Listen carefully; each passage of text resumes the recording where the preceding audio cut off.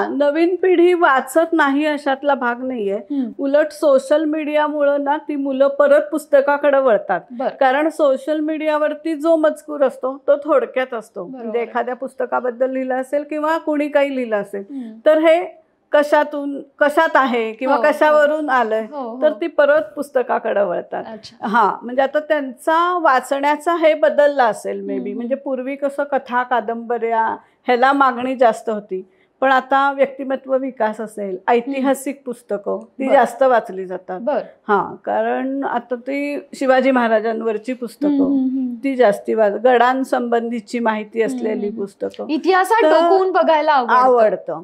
पुन्हा आता काही पुस्तकांवरून जे पिक्चर म्हणा किंवा सिरियल्स येतात तर त्या पुस्तकांना उलट मागणी जास्त असते. म्हणजे आपण म्हणतो की सिरियल किंवा पिक्चरमुळं वाचन संस्कृती कमी होतीये का, तर नाही.